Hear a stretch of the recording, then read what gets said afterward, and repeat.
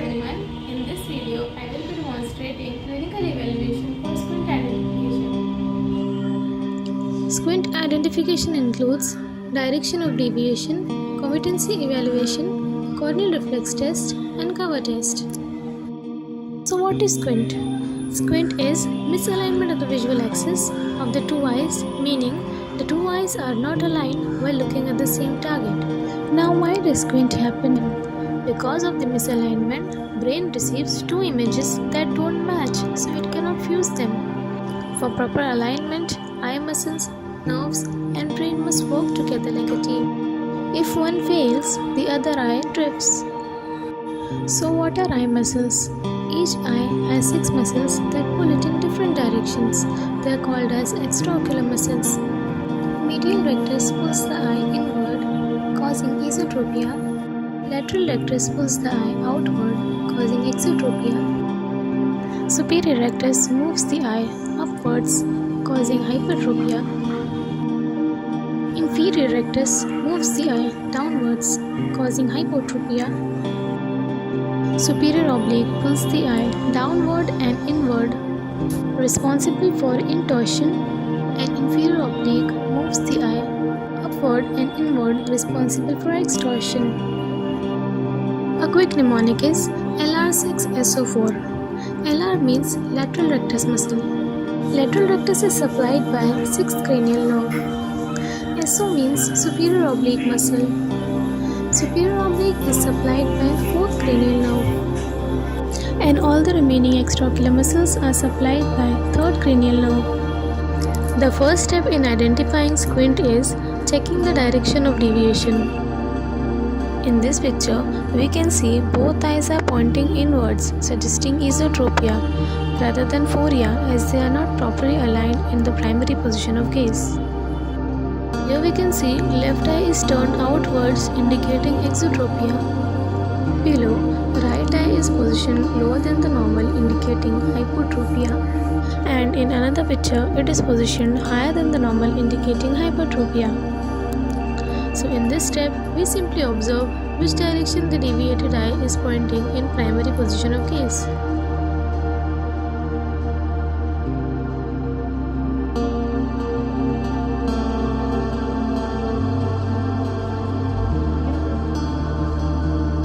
Next, we check competency, which tells us whether the deviation is same or different in all directions of gaze.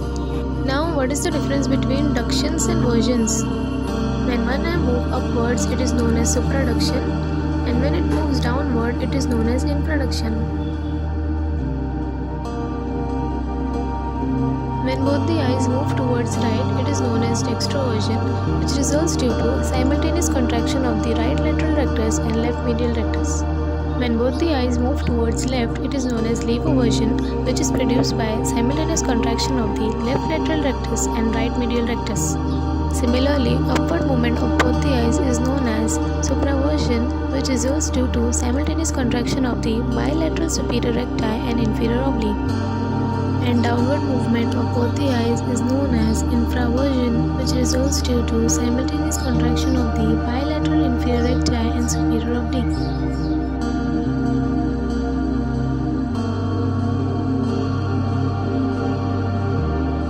There are two types of squint, concomitant squint and incomitant squint. Concomitant includes convergent, divergent and vertical, and incomitant includes paralytic, A and B pattern and restrictive. Concomitant squint means the angle of deviation stays the same in all directions of gaze. This usually suggests a long-standing or non-paralytic squint.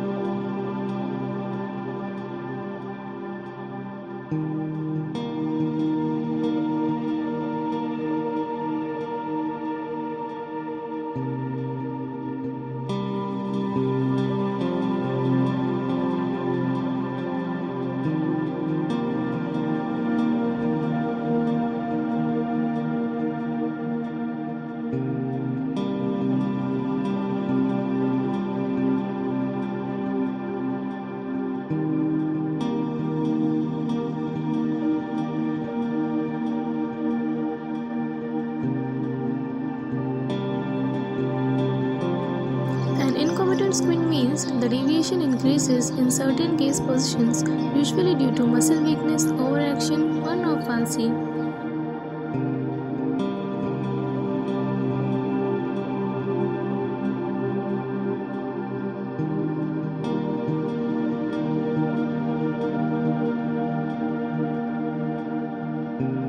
Next is corneal reflex test. It helps us estimate the amount and direction of deviation very quickly. When we shine a torch at patients' eyes, the light normally reflects at the center of both corneas. The amount of displacement roughly correlates with the angle of deviation. We call it as Hirschberg corneal reflex test. Here in the first image we can see the corneal reflex is displaced temporally, indicating esotropia. In the second image, corneal reflex is displaced nasally, indicating exotropia. In the third image, corneal reflex is displaced upwards, suggesting hypotropia.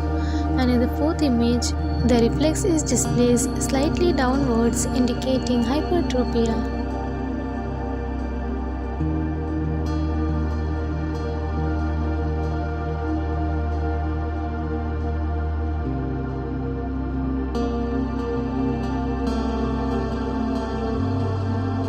The last step is performing the cover test. It helps us differentiate between atropia and aphoria and show the direction and amount of deviation. Now what is direct cover test? Direct cover test is done by covering one eye and watching the movement for other eye. If uncovered eye moves to fixate on a target, it indicates atropia. Cover uncover test tells us about the presence and time of aphoria. Here in this big picture, we can see left eye is covered with an occluder and patient is asked to fixate on a target. As soon as we remove the occluder, the movement of the eye under cover is observed. If the eye moves outward, it indicates esophoria, and if it moves inward, it indicates exophoria.